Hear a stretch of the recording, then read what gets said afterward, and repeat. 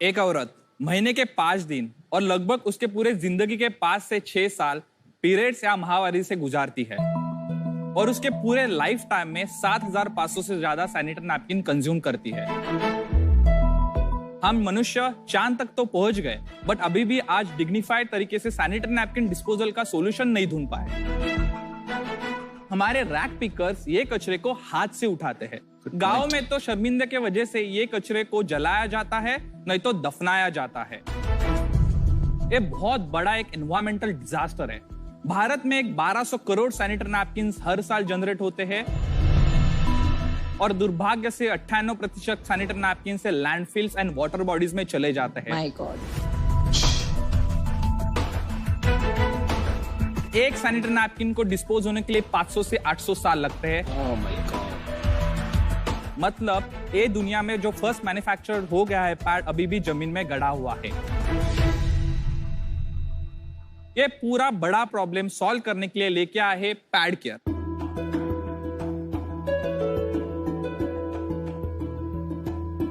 नमस्कार shark, my name is Ajinkya Dhariya. I am founder and CEO at pad care labs और मैं पुणे से हूँ। हम पैड केयर में एक मेंस्ट्रुअल हाइजीन मैनेजमेंट इकोसिस्टम लेके आए हैं। उससे महिलाओं को एक डिग्निफाइड तरीके से पैड डिस्पोजल की सर्विस प्रोवाइड करते हैं और हमारे रैक पिकर्स को ये हजार्डस वेस्ट से प्रिवेंट करते हैं। हमारे पैड केयर इकोसिस्टम में 3 प्रोडक्ट है।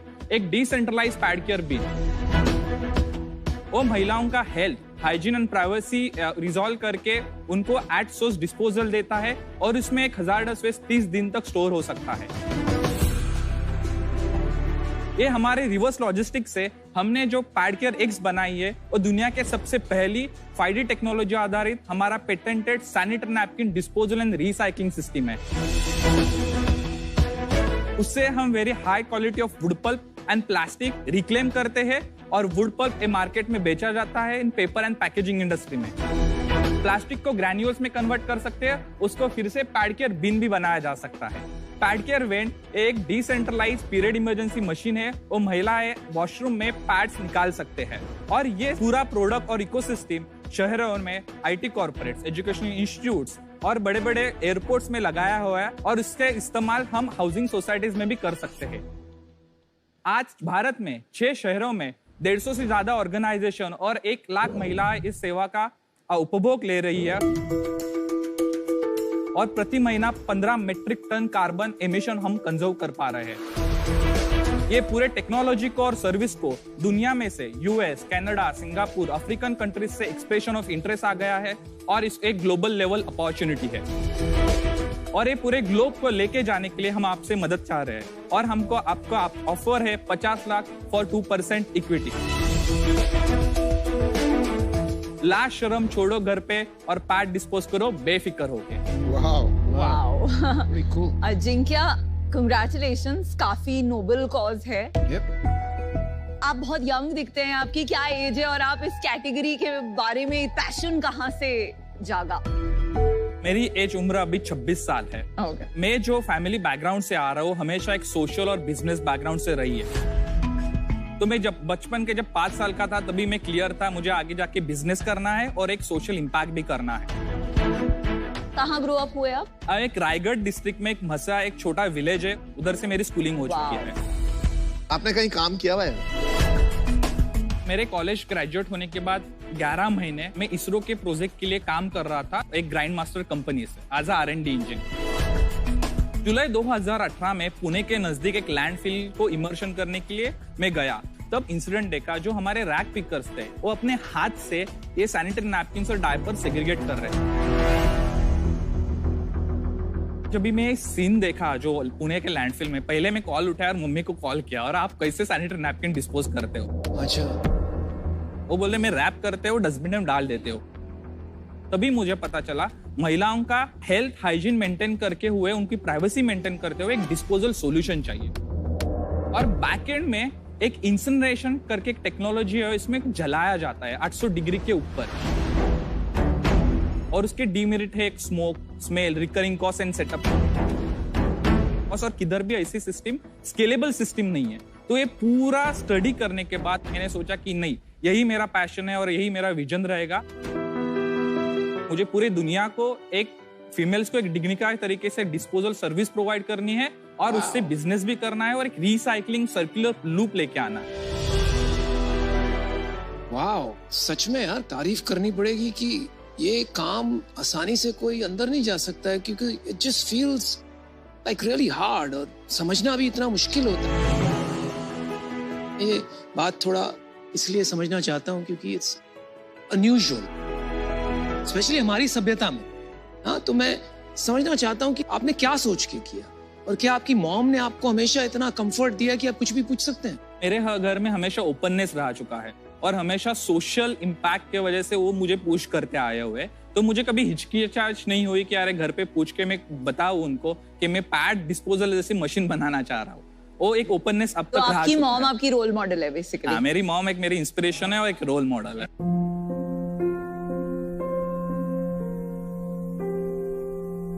सब लोग मेरे ऊपर हंसते थे क्योंकि कॉमन पीपल की थिंकिंग से मैंने बड़ा नहीं किया।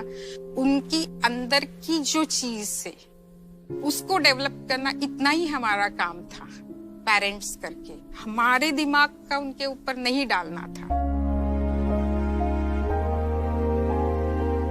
जब वो 8th स्टैंडर्ड में था, टीवी पे सैनिटरी पैड की एडवर्टाइज उसने देखी, तो उसने तुरंत ही मेरे को पूछा ये क्या है। ये जनरली पेरेंट्स ऐसे क्वेश्चन को निग्लेक्ट करते, तो वो हमने नहीं किया।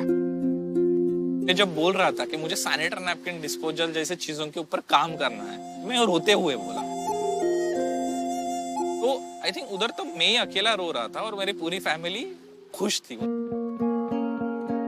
उनके चेहरे पे एक स्मॉल हंसी थी। मुझे लगा कि नहीं, अभी पूरी दुनिया मुझे कोई भी नहीं रोक सकता, मैं अकेला नहीं हूँ, मेरी फैमिली है।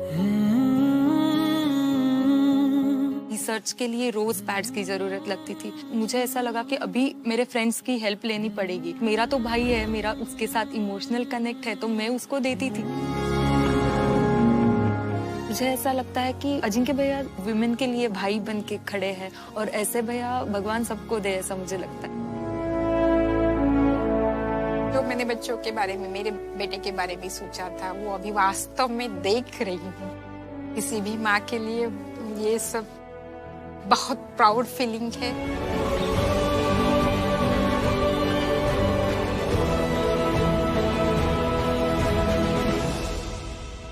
Let me just show you the demo how the product works. जब महिलाएं वॉशरूम में चली जाती है और उनके पीरियड्स के टाइम उनको क्या लगा है, एक तो vending machine to access this kind of product in emergency way, and sanitary napkin जो है यूज होने के बाद यूजर्स को ये हर एक WCs में इंस्टॉल रहता है। इसको हम कहते हैं पैड केयर बिन। इसमें हजार्डस वेस्ट 30 दिन तक without any bacterial growth, without any smell store किया जा सकता है। इसमें तो एक खराब भी हो जाएगी ना, थोड़े दिन आप कॉमन वॉशरूम में लगा दीजिए तो तोड़ के लोग तोड़ दें। नहीं सर, ये मटेरियल जो है प्लास्टिक के ABS से बना हुआ है, उसकी ड्यूरेबिलिटी 5 साल है। सर आज मैं गारंटी से कह सकता हूँ, मैंने जब 4000 यूनिट्स लगाए हैं, एक भी मशीन अभी तक फेल नहीं हुई। कब लगाए ये 4000 यूनिट? 16 महीने पहले state bank of India, government और एक क्लाइंट जो है प्राज इंडस्ट्री, उससे हमने शुरुआत की 3 यूनिट से।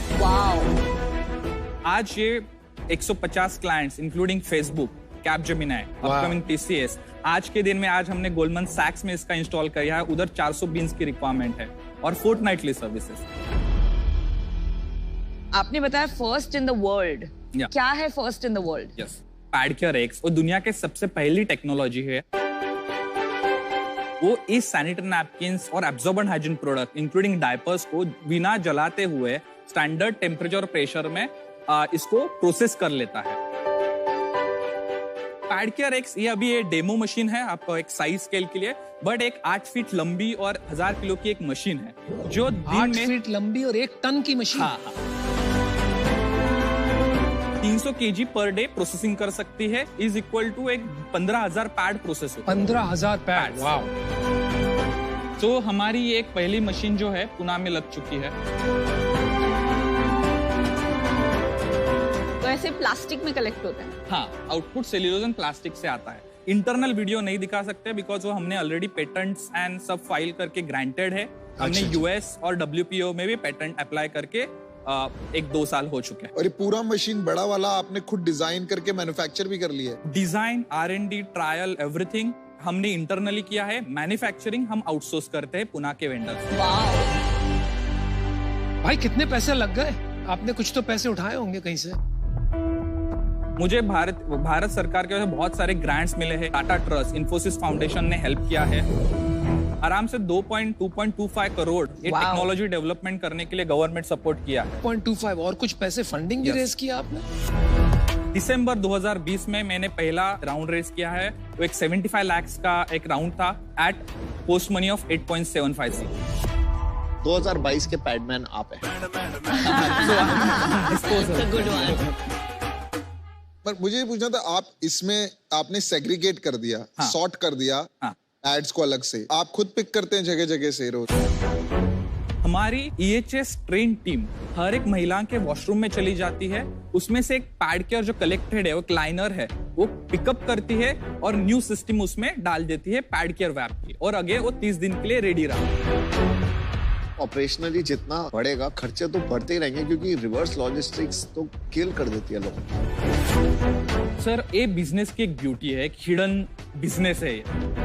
पहले अपनी पैड केयर वेंडिंग मशीन वो हम 8,000 रुपए में बनाते हैं और मार्केट में एक लीज और सेल आउट कर देते हैं। That is one model. But हमारा जो कोर बिजनेस है, जिधर से 80% सर्विसेज आती है, जो पैड केयर बिन से हम सैनिटरी नैपकिन कलेक्ट करके रिसाइकलिंग करते हो, एक सर्विस के लिए client on an average 475 rupees पे करता है against the cost of only 152 rupees, including the operational, man power, recycling and inventory. उधर हम 68% ग्रॉस प्रॉफिट करते हैं। तो आपका सेल्स क्या है? FY22 का सेल्स क्या था? 1.05 करोड़ हो गया 1 करोड़। हाँ। एंड प्रॉफिटेबल है आप? हम में 5 लाख डिफिसिट है। लास्ट मंथ क्या रेवेन्यू था आपको? लास्ट मंथ का बिलिंग हो चुका है 14 लाख। यार अजंक्या, आई एम सरप्राइज्ड। आपने MBA भी नहीं किया ना? नहीं सर। MBA करे में ना आपके पास इतने आंसर्स हैं सारे क्वेश्चंस के। आप मतलब वो एक गुरु पिक्चर में बोलता है ना, आप अपने धंधे का मैं मजबूत खिलाड़ी। आपको एटलीस्ट अपने धंधे के सारे नंबर्स, सारी डिटेल्स सब पता है। It is very good. आपके बिजनेस में प्रॉब्लम क्या है? अभी हम लास्ट 3 क्वार्टर में 3x every quarter and quarter growth हो रहे हैं, बट इसको एक एक्सेलरेट नहीं कर पा रहे।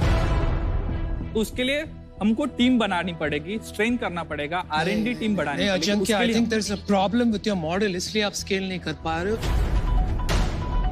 जहां तक मेरी समझ है, आपने एक टेक्नोलॉजी बनाई है जो आप कहते हो दुनिया में कहीं उसका विकल्प नहीं है, और ये टेक्नोलॉजी पे आपको पैटेंट भी मिला हुआ। यस। अगर आप सिर्फ टेक्नोलॉजी लाइसेंसर बन जाते हो कि आप ऐसी और भी technologies for recycling, for environmental sustainability बना सकते हैं और ग्लोबली लाइसेंस कर सकते हैं, उससे स्केल बहुत जल्दी बढ़ सकता है। उस डायरेक्शन में आपने सोचा है?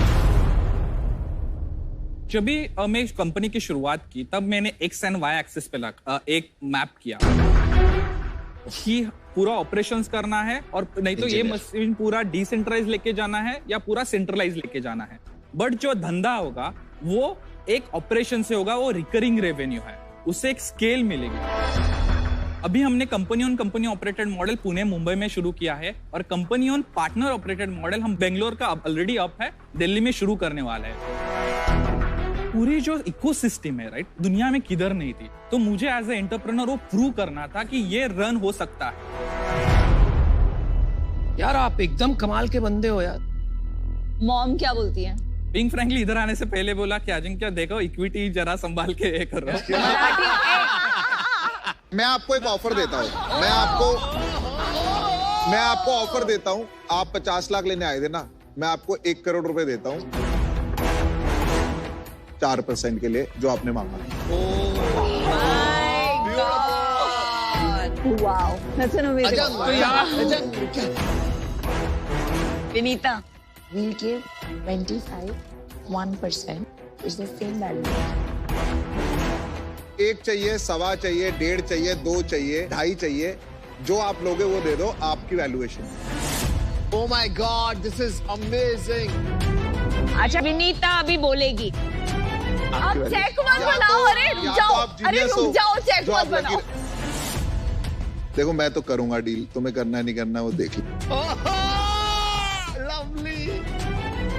आप अमाउंट बता दो और परसेंटेज आपने बता दिया, मुझे नेगोशिएट नहीं करना। अजिंक्य, मैं ऑफर मैच करता हूं, मैं वही ऑफर दे रहा था आपको। 1 crore for 4%। मैं नहीं समझता हूं आपको उससे ज्यादा इक्विटी डाइल्यूट करनी चाहिए। मम्मी ने क्या कहा था, इक्विटी संभाल के रखना। एंड विच इज व्हाई मेरा और विनीता का ऑफर इज द बेस्ट। सुनो, 2 महिलाएं आपके साथ इस कॉज में जुड़ना चाहती हैं। We'll be your champion। अच्छी बात। We want to be your champions। आपने जो वैल्यूएशन मांगी है, हम वही वैल्यूएशन मैच करेंगे। हम आपको 25 लाख इक्विटी देंगे, जिसमें हम 1% ऑफ द कंपनी लेंगे। 0.5% फॉर नमिता, 0.5% फॉर मी, और उसके ऊपर 25 लाख इन डेट। क्या बात कर रहे हो यार, debt? Interest free, because we don't want you to dilute. Oh my God, look at the shot। 1 crore चाहिए ही नहीं ना, 4% डाइल्यूट नहीं करना है आपको। 50 लाख चाहिए, 50 लाख ले लीजिए। I call it a dream deal. 2% we're done। भाई ऐसा ही ले, मेरा ब्लैंक चेक तो भर लियो, फिर तो ये ले ले। क्या लगता हेलो, So you देखो देखो, मेरा रख ले भाई। ये लोग सुनो सुनो, ये लोग पंछी बन गए हैं, उड़ना चाहते हैं। मैं आपको क्लियर करता हूँ, शार्क टैंक में ऐसा कभी ऑफर नहीं आया कि लोग ओपन ऑफर दे रहे हैं एंटरप्रेन्योर को कि आपको जो लेना है ले लो। वो ओपन ऑफर पीयूष का है, ठीक है। अनुपम का ऑफर है 50 lakhs फॉर 2% का, which is from my side one of the best offers Anupam has given in Shark Tank। तीसरा ऑफर है women offer, which is Namita and Vinita together for 25 lakhs of debt and 25 lakhs of equity for 1% of your company। मैं अभी out हूं इससे, क्योंकि अभी आपके पास इतने सारे ऑफर्स आ चुके हैं, तो आप इनसे लीजिए प्लीज। और अगर आपको चाहिए तो हम 75 lakhs डाल के 1% भी ले सकते हैं। 3%, one more offer। 75 lakhs for 3%। 3 sharks, Vinita, Namita, अनुपम। तुम बेसिकली ये कह रहे हो पीयूष नहीं चाहिए आपको। ये तो money. We can do a 4 shark also। You have 1 shark, 2 shark, 3 shark, 4 shark। आप चूज कीजिए।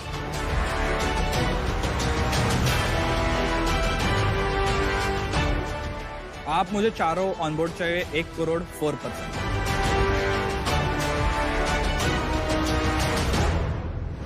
Let's do it। Let's do it। Good work। Good job, good counter. Amazing. Ajinkya, आप जब घुसे थे ना, तो आई डोंट थिंक किसी ने एक्सपेक्ट किया था कि एक 26 साल का लड़का आज इतना शार्क्स को हिला देने वाला है। 2022 का पैडमैन।